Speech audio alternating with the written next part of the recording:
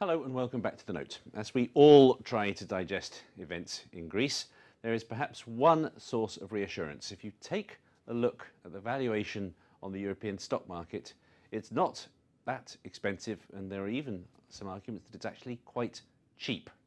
With me now to discuss this is the Chief Global Equity Strategist for Goldman Sachs, Peter Oppenheimer. Peter, thanks for joining me once more. Hello, John. Let's start by looking at the classic valuation tool for stocks, which is the forward price earnings multiple. This is very slightly out of date at this moment, showing it only slightly above the long-term average. How would you assess the valuation of European stocks? Well, I think there are two things to say about this. First of all, of course, the PE has expanded, as it indeed has with most equity markets over recent years, from almost half the level it is now, just 3 or 4 years ago. So there has been multiple expansion, but very difficult to interpret this for at least two reasons. One is that interest rates are extraordinarily low and therefore to some degree should be taken into account when you look at valuation.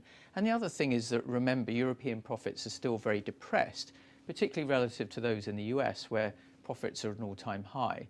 So we need to really adjust the multiple for where we are in the profit cycle. Okay, and as you mentioned the profit cycle, let's take a look at where we've seen. And in the US, you had quite a boomerang. It looked like a V-shaped canyon recovery in earnings after the crisis.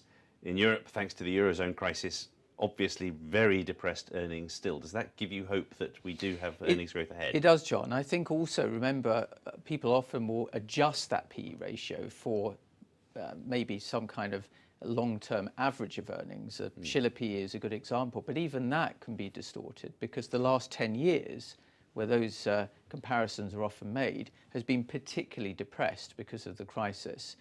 Now, there are very good reasons why profits have been depressed, the banking crisis, the stagnation of the economy. But we think that you're starting to get a recovery now in profitability and in dividends, and that will start to allow the multiple to be sustained at these sorts of levels as profits recover. Now, obviously, the case for profit recovery is critical here, though. Can they really rebound as hoped?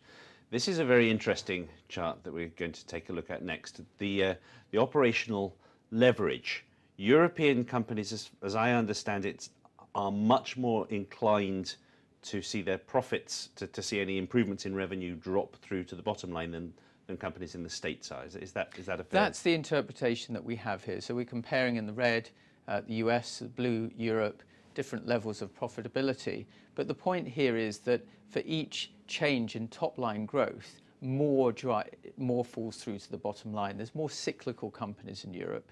They're more geared to a pickup in growth. And that very often means that as economic activity improves, as we're beginning to see now in Europe itself, if not globally, that tends to drive a decent profit recovery, and that's what we would expect to be seeing. Okay, now, final question. We are still in a terrifying political climate. Very dangerous for anybody to sort of make huge moves in a portfolio in this situation, obviously. How would you gauge how people should how should people approach the market at this point? Should you buy a dip? Well, I think that we would look at the fundamentals, growth improving, profits improving, and also the equity risk premium, another form of valuation measure, which is still extraordinarily high in Europe. So there's a lot of bad news priced in, a lot of uncertainty. Of course, volatility can be very high in the short term relating to these political developments. But in our view, for fundamental investors looking at a 12-month view or so, weakness should be seen as an opportunity to buy European equities. Thank you very much, Peter. Okay, there are therefore some reasons for reassurance. The European stock market did not enter this crisis particularly expensive. Yes, there might be an opportunity to buy on the dip. You should still, of course, be careful out there.